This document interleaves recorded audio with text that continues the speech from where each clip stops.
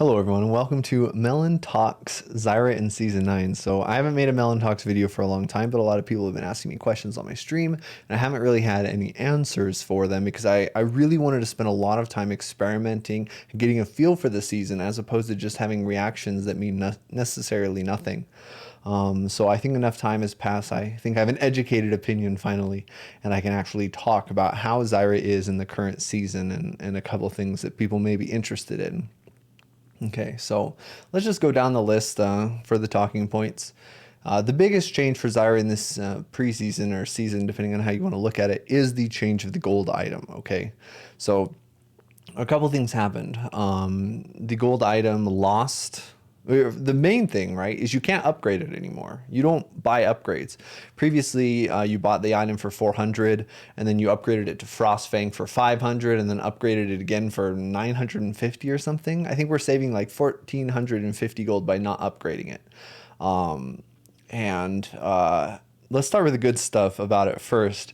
When it upgrades the first time, you get, I think, up to 20 AP when you get your wards at 500 gold, and then when it finishes upgrading at 1,000 gold, you actually get 60 AP from the finished item and 4 wards from the completed item. The downside, of course, is that once you complete it, you cannot get gold from it anymore. So in season 9, I had many games where I had almost 2,000 gold gained from my item by the end of the game.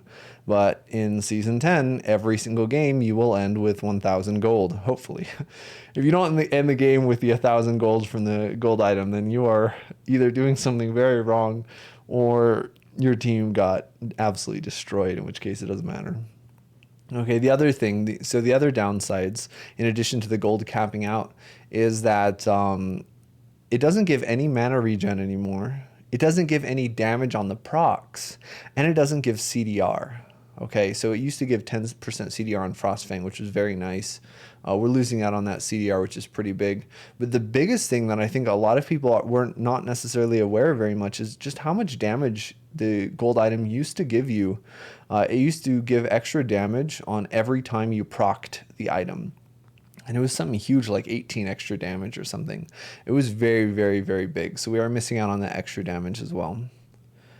And those are the main changes to the item. You don't upgrade it anymore. It does it for you, which is great. You get 60 AP and 4 wards when it finishes upgrading, which you can do usually before 20 minutes. The downsides are that you stop getting gold after 1,000 gold. And no, sorry, you don't completely stop getting gold after 1,000. You only stop getting the tribute procs. You still get the GP10, which is not very much, but you do still get GP10. Almost positive on that. And then the other downsides are it no longer gives you mana regen, it no longer gives you extra damage, and it no longer gives you CDR. So, but I mean, it does give you a lot of AP now, so there's that. The other big item I want to talk, big change I want to talk about is a little thing about runes. It's really not that much, but people have been asking about it as I'm putting in the video. Omnistone is probably garbage. It just got buffed on the day I'm recording this video in 9.24. It's probably still garbage, but I'm going to be experimenting with it on stream. You can see some videos on that in the future. Conqueror was I think quite good in 9.23 on Zyra, but it got very nerfed in 9.24, and I think it was really good into tanks and like longer team fights when you really have that uptime. And for those of you who don't know, you can now proc Conqueror pretty easy on Zyra. All of her abilities, including her plants, give 2 stacks of Conqueror, and the plants, if they last the full duration, can actually get a second 2 stacks, so 4 stacks total, on their very last attack if they last long enough. And it gives you a lot of AP.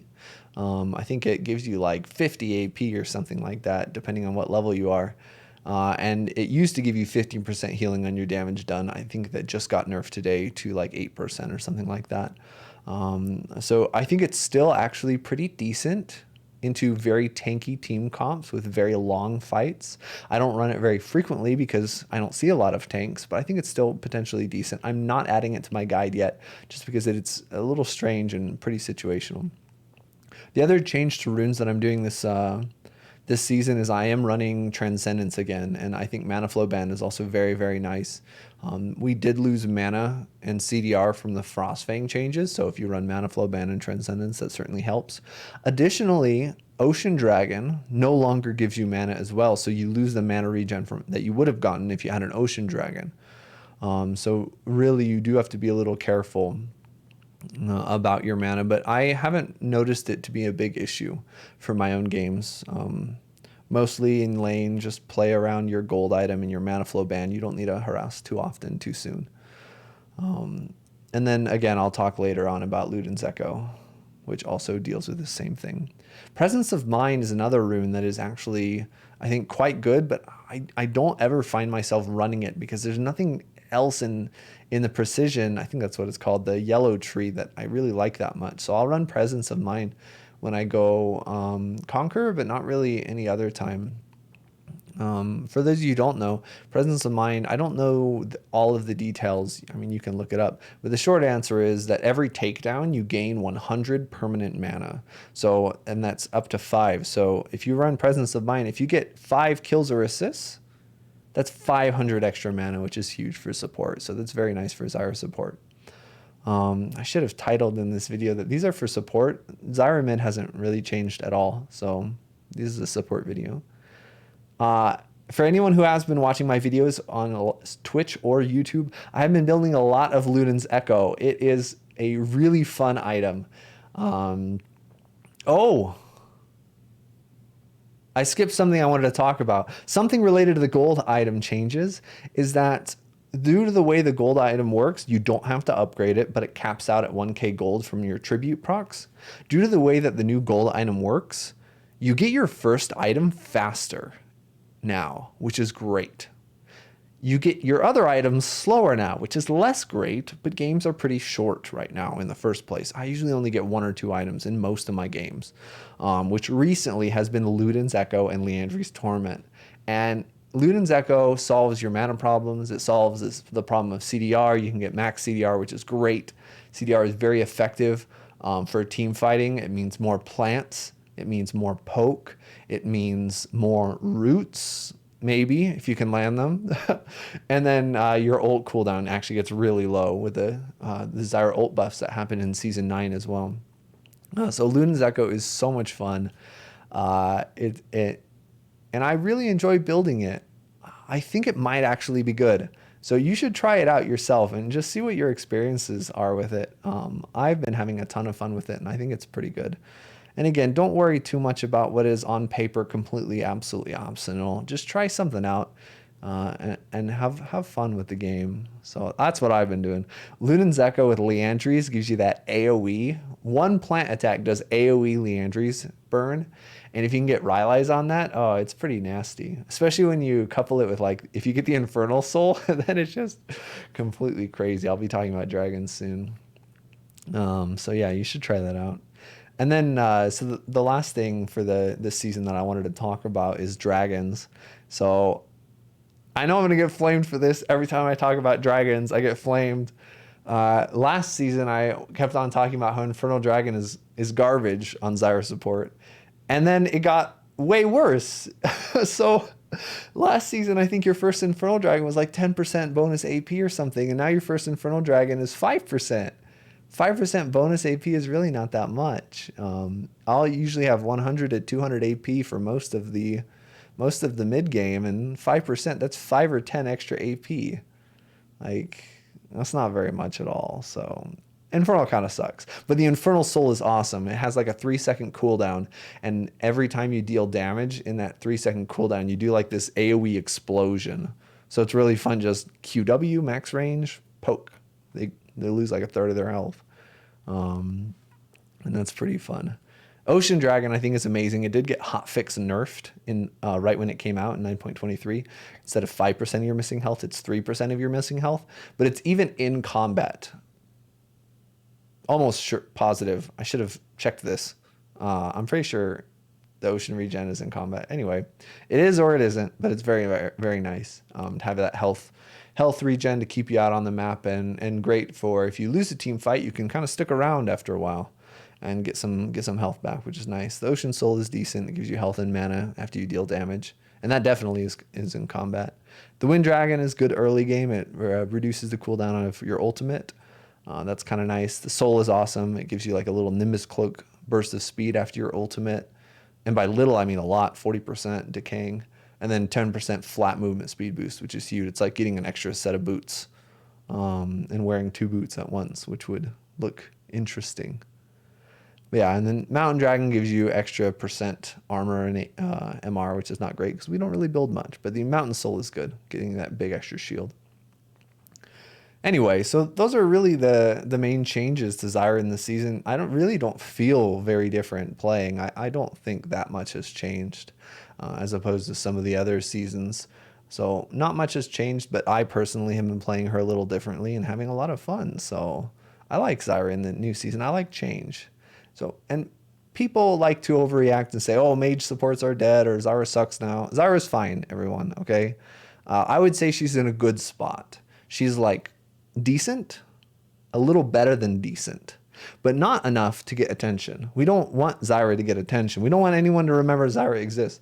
The fewer people that play Zyra, the less likely it is she's going to get nerfed. The less likely it is that people remember how to play against her and stuff like that. So Zyra's in about the perfect spot as far as I'm concerned. The changes in the season are interesting. I like them. I like change in general. I don't like doing the same thing for too long. And the last thing I want to talk about in this video, since I don't usually talk to you guys in YouTube, you usually just get the leftovers of what's going on. Even now, it's the opposite. I'm live streaming this video, but I'm not looking at chat, so who knows what they're saying. They might be telling me my microphone is off for all I know, which would be very bad. Anyway, so I wanted to talk to you guys. So mostly my YouTube channel is going to continue being highlight videos. And I understand that this is low effort content, and that is intentional because the alternative is that I don't do anything for my YouTube. And at least now I can show some things. I can at least show a little bit of gameplay, and maybe one day I will put more effort into my YouTube content, but it honestly is not a priority for me. So I do apologize for that. If I do add more YouTube content in the future, it will be more videos like this. Melyn Talks coming back. I do like videos like this, but again, it is a lot of work, and streaming and video games are not work for me. I do these things because I enjoy them. So we'll see if it happens. Maybe it does, maybe it doesn't. You might also get some random stuff like me playing other games from time to time. Although most of the games, if you want me to see me playing other games, I do have collections on Twitch. I'm not exporting them all here. It's basically like live plays and stuff like that. I'm not going to saturate my YouTube content with that, but I do highlight and put them all in collections if you want to see me play other games. I play about 50% League and 50% other games right now. Because I don't know how many people know this, but in around October or something, I got really anxious with League of Legends. My main account was Challenger. I kept it there for a couple weeks, and I was pretty proud of that. But every time I went to play a game, I got so nervous, and I got so scared, and I got so worried, and I thought, what's the point, right? Games should be fun. They should be enjoyable. People have enough crap in their lives without video games making it worse. So I did take a break. I stopped, and I'm going to play a little bit more casually now. I'll probably still go back to Grandmaster and chill there. That's probably where my skill level is at right now. But I'm not going to worry so much. And so you guys are going to get what I have to offer. Sorry that it's not more, but that's kind of where I've been at recently. So as always, feel free to ask questions in the YouTube comments. Every time I see a YouTube comment, I do answer it if there is a question. You can also show up on Twitch and ask me questions here. I'm really surprised and very happy that so many people are watching these YouTube videos. So thank you. I appreciate that. The more people that watch it, the more motivated I might be to actually make more content that takes some work instead of just Twitch bots. But I do appreciate you guys. It does mean a lot to me. So that's this Melyn Talks basically. So thank you all for watching, and may your enemies feel the thorns embrace. And now I might keep this Q&A. I'm now going to open the Q&A for Twitch chat. If Twitch chat has any questions. And I may or may not include this in my YouTube video, depending on the questions that I get. Are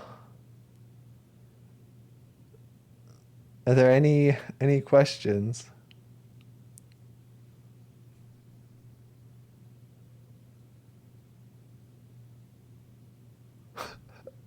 Am I the only one that thinks this orange shirt makes him look like he's doing this from prison? Hey. Oh, man.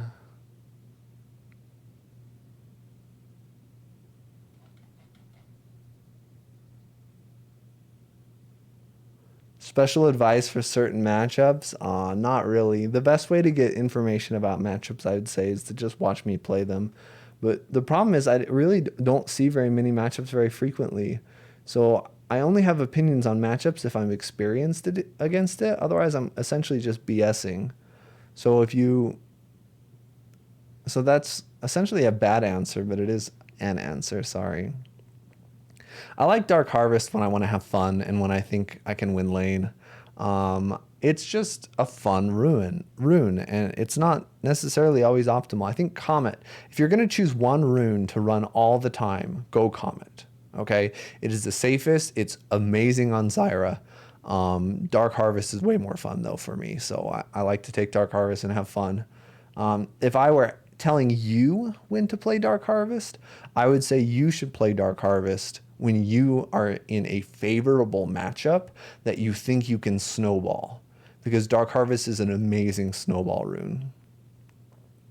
What do I think of the new 80, the new support 80 carry? Senna. I've played a couple of games against her now. Apparently she was pretty strong and she got nerfed in the patch today, 9.24. I like playing against her. I don't find her obnoxious. I thought her AoE stealth would be pretty bad, but it's not too bad. So the main thing is don't underestimate the heal. I've failed a lot of all-ins and commits against Senna, both AD carry and support, because her Q, which is kind of like Lucian's Q, where it shoots through minions or allies or wards, heals her and the ally, and I think gives a shield too. Especially, well, definitely if she has Airy. So just respect that. Respect that your burst is not going to do as much as you think it does.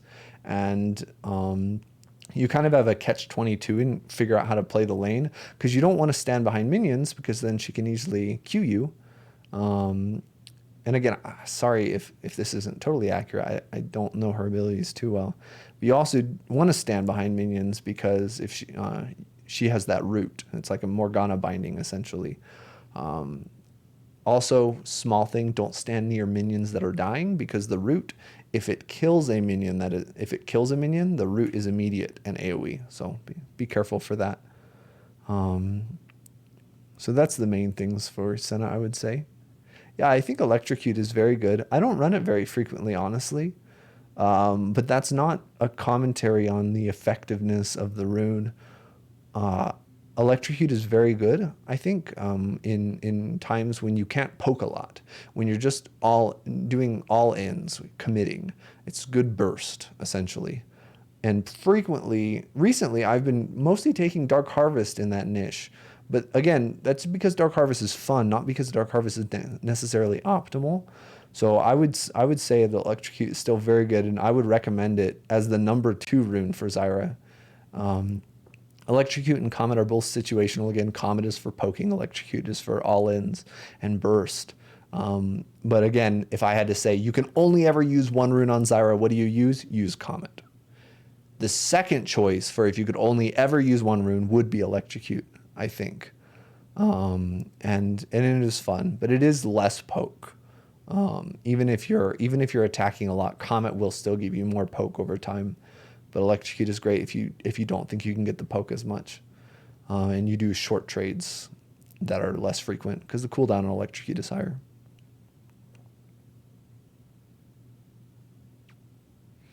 All right, so I will actually be streaming today. Wait, I might include this. If I include this, then thanks for watching, everyone on YouTube. And if I don't include this, then I'm saying this for nothing. Bye.